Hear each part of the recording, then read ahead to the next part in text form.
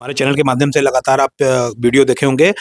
मंदिरों के बाहर, शीतला माता मंदिर के बाहर मांस फेंका जा रहा है और आज से नहीं कई वर्षों से हो रहा है। वहाँ की स्थानीय महिलाओं ने इस पे बातचीत भी की और कई गाय माताओं को लगातार हम अपने चैनल के माध्यम से देखते हैं पॉलीथीन खाते हुए, गंदगियाँ खाते हुए।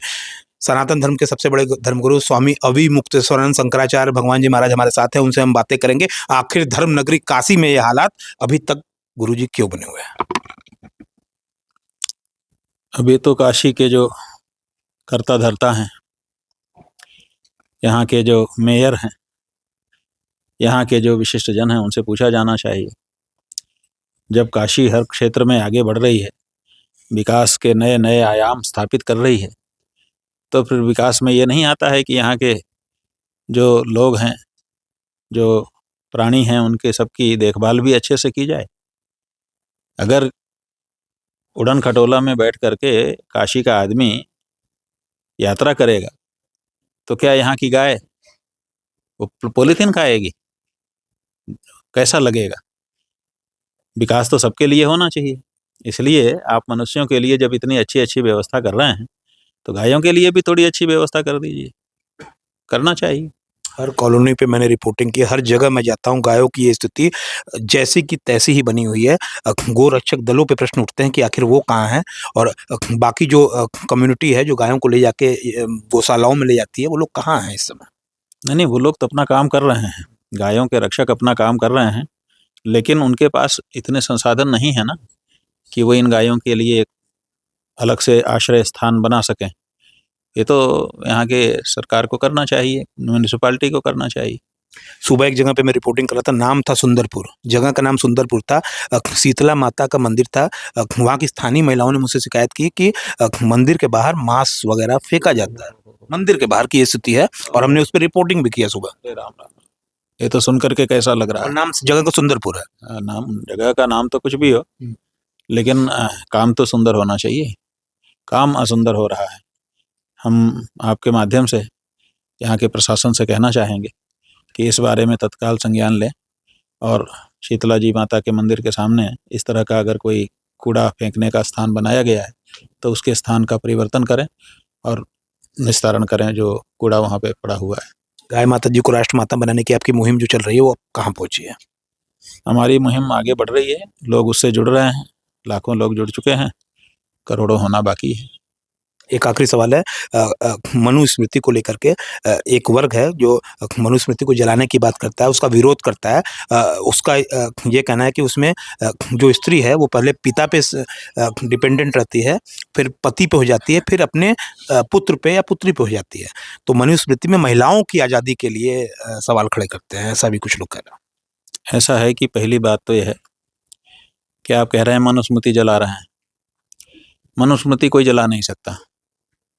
मनुस्मृति जलाने वाली चीज़ ही नहीं है, जल नहीं सकती है। जलाते हैं कागज, कागज का पुलिंदा जो है उसको जलाते हैं ये लोग, तो कहते हैं मनुस्मृति जला दी। अगर मनुस्मृति जला दिया होता तो आज मनुस्मृति कहाँ रहती? कहते हैं कि अम्बेडकर ने मनुस्मृति जला दी। अरे भाई, जला दी तो फिर अब तुमको जलाने के लिए कहाँ से मनुस्मृति मिल रही है? अगर आज भी तुम्हारे हाथ में जलाने के लिए मनुस्मृति बाकी है, इसका मतलब मनुस्मृति जली नहीं, अम्बेडकर से नहीं जली। जब अम्बेडकर नहीं जला पाया तो आप क्या जला दोगे? इसलिए मनुस्मृति नहीं जलाई जा सकती है। कागज का पुलिंदा आप मनुस्मृति के नाम पे जला रहे हैं। जितना कागज जलाना हो जला दीजिए, मनुस्मृति नहीं जलेगी और ना जल सकती है। और जहाँ तक ये बात है कि मनुस्मृति में स्त्री को अधीन रखा गया है, तो पिता रक्षति कौमारे, भर्ता रक्षति यौवने, पुत्रो रक्षति वार्धक्ये, न स्त्री स्वातंत्र्य मर्हति, ये श्लोक वहाँ पे कहा गया है। इसी के बारे में वो लोग कह रहे हैं। पिता रक्षति कौमारे, जब कुमारावस्था होती है तो पिता उसकी रक्षा करता है। तो हम ये कहना चाहते हैं कि आप मनुस्मृति नहीं मानते, हम तो मानते हैं, इसलिए हम अपनी बेटियों की रक्षा करते हैं। लेकिन जो लोग मनुस्मृति नहीं मानते उनको अपनी बेटियों को अपने घर से बाहर निकाल देना चाहिए। यहाँ से शुरुआत करें वो, तब हम समझे कि मनुस्मृति के विरोधी हैं वो। अपनी बेटियों को जैसे ही बेटी पैदा हो घर से बाहर निकालें, कोई ऐसे निकल के आए कि हमने देखिए भाई बेटी हमारे यहाँ जन्मी, हमने, पिता रक्षा नहीं करेगा बेटी की। क्यों? क्योंकि हम मनु को नहीं मानते, मनु की बात नहीं मानते। तो बेटियों को निकालें बाहर, उसके बाद तब हम उनसे बात करें कि भाई चलो कुछ तो ईमानदारी तुमने अपनी बात में दिखाई। एक तरफ मनुस्मृति का विरोध करेंगे, एक तरफ बेटियों का पालन करेंगे, घर में रक्षा करेंगे, वो उसको बड़ी करेंगे खिला पिला के। क्यों ऐसा दोहरा चरित्र तुम्हारा क्यों दिखाई देता है? मनु तो ठीक कह रहे हैं, मनु को मान के हम लोग अपनी बेटियों की रक्षा कर रहे हैं, अपना धर्म समझ रहे हैं। लेकिन जो लोग कह रहे हैं कि मनु ने गलत कह दिया, पिता की रक्षा में नहीं रहनी चाहिए, तो भाई पिता की रक्षा में आप क्यों रखते हो बेटियों को? आप बेटियों को घर से बाहर निकालो। किसने निकाला है बताओ? अभी तक कोई एक नाम बता दो जिसने अपनी बेटी को पैदा होने के बाद घर से बाहर निकाल दिया हो कि हम रक्षा नहीं करेंगे, इसकी रक्षा सरकार करे, या जिसको करना हो वो करे, या स्वतंत्र अपनी रक्षा खुद कर ले वो बेटी स्वतंत्र हो करके। अरे पैदा हुई बेटी अपनी रक्षा कर सकती है, या हर बेटियों की रक्षा क्या सरकार कर सकती है? आखिर कौन करेगा बेटियों की रक्षा? और अगर बेटियों की रक्षा नहीं हुई तो फिर बेटियों के द्वारा आगे चल करके जो संतान की प्रगति होती है, वृद्धि होती है, वो कैसे होगी? आपका कहना है आप कि तो संतान परंपरा ही रुक जाएगी। कैसी कैसी बात कर रहे हैं? हमारा ये कहना है कि अगर बेटियों की रक्षा नहीं होगी तो आगे क्या होगा? क्या कोई पिता ये कह सकता है कि नहीं अपनी बेटी की रक्षा मैं नहीं करूंगा क्योंकि मैं मनुस्मृति नहीं मानता, क्योंकि मनुस्मृति में मनु महाराज ने कह दिया है। आपका कहना है कि मनुस्मृति को न मानने वाले मनुस्मृति को मान रहा है। मनुस्मृति को न मानने वाले लोग मनुस्मृति को समझ नहीं पाए, आपका ये कहना है? बिल्कुल यही बात है। अगर ऐसा ना होता तो वो अपनी बेटियों की रक्षा क्यों करते? लेकिन बेटियों की रक्षा तो सब कर रहे हैं और कह रहे हैं मनु महाराज ने गलत कह दिया। कैसे गलत कह दिया? आप शुरू करिए, आप बेटियों की रक्षा बंद करिए, बेटियों को घर से बाहर निकालिए, निकाल के बाहर रखिए। हम तो आपकी भी बेटी की रक्षा करेंगे कि आपकी बेटी भी हमारी बेटी है, लेकिन फिर आप फिर बहू नहीं ला सकेंगे भविष्य में। और बहू नहीं लाएंगे तो आपकी संतान परंपरा समाप्त हो जाएगी। तो आप तो खुद अपना गड्ढा खोद रहे हो। नहीं, आप बताओ ये कैसी बात कर? लेकिन वो स्त्री जब बड़ी होती है अपने पति पे आश्रित रहेगी, और जब बूढ़ी हो जाएगी तो अपने पुत्र पे आश्रित होगी। हाँ, हम कहते हैं कि बड़ी होगी तब ना।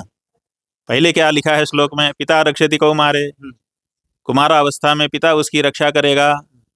तो जब पिता रक्षा नहीं करेगा तब बड़ी कैसे होगी? जब बड़ी नहीं होगी तो न रहेगा बांस न बजेगी बांसुरी, तब पति और पुत्र की बात कहाँ से आएगी? इसलिए आप बेटी से शुरुआत करिए और देखिए क्या होता है। आप बेटियों को निकालिए घर से बाहर। कोई भी जो मनुस्मृति को नहीं मानने की घोषणा करने वाला पिता है, जो मनुस्मृति को जलाने की बात कर रहा है, वो अपनी बेटियों का रक्षण बंद करे, तब हम देखें कि क्या दम है उसमें। आखिरी सवाल, दाल मंडी का चौड़ीकरण हो रहा है, काशी विश्वनाथ कॉरिडोर जब बन रहा था तो कई लाइब्रेरी भी भेंट चढ़ गई, कई मंदिर भी उसके भेंट चढ़ गए, कई मूर्तियां अभी भी शायद लंका थाना में बंद है, ऐसा भी कुछ लोग कहते हैं। दाल मंडी के चौड़ीकरण प्रस्ताव कहते हैं नहीं, उस पर स्टोरी करो, जाओ देखो, रोज वहाँ पूजा हो रही है अभी भी।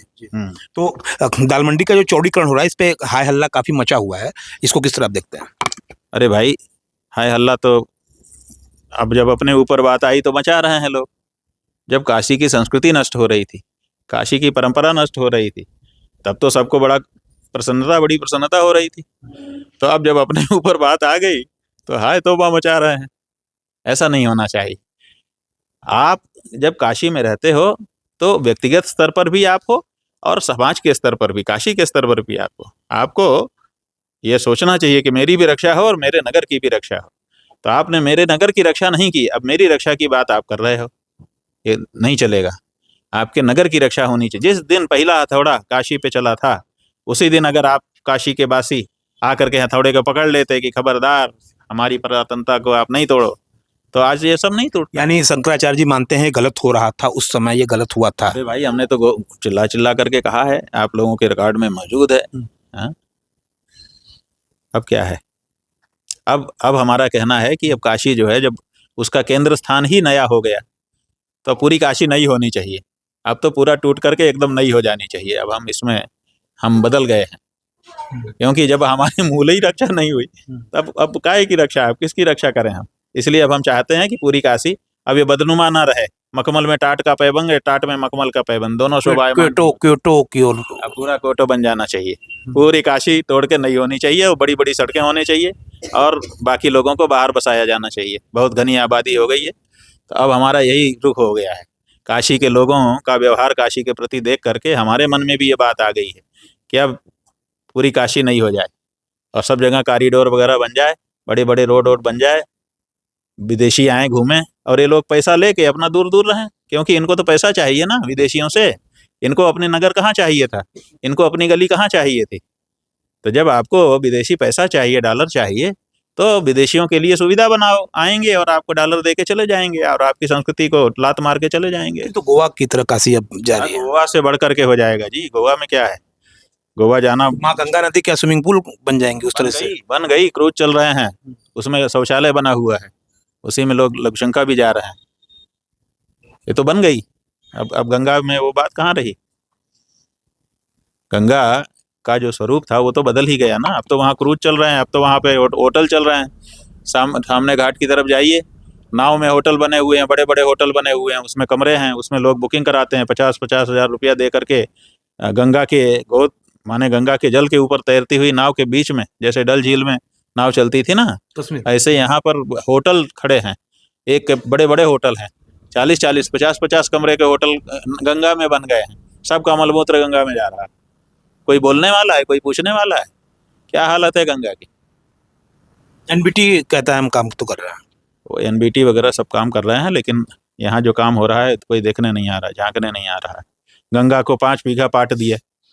हाँ, कहाँ गंगा में एक पत्थर डालो तो हल्ला मचता था, कहाँ 5 बीघा पाट दिया गंगा को। गंगा की धारा बदल रही है, धीरे धीरे उधर जा रही है। कोई किसी का है परवाह? किसी को परवाह नहीं है, सब अपना मस्ती में है। तो इसलिए जिसको जो मन में आ रहा है वो कर रहा है।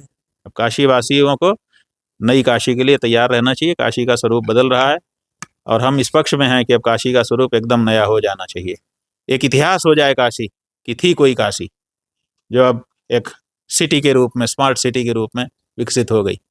अमुक के आने के पहले तक काशी थी। इसी काशी में अमुक व्यक्ति के आने के पहले तक काशी काशी थी, अमुक व्यक्ति के आने के बाद काशी खत्म हो गई। ये बात इतिहास में दर्ज हो जानी चाहिए। कभी इसी काशी पे आदि गुरु शंकराचार्य जी भी आए थे। ठीक है, आए थे, इतिहास है वो, उस इतिहास को कोई कैसे बदल देगा।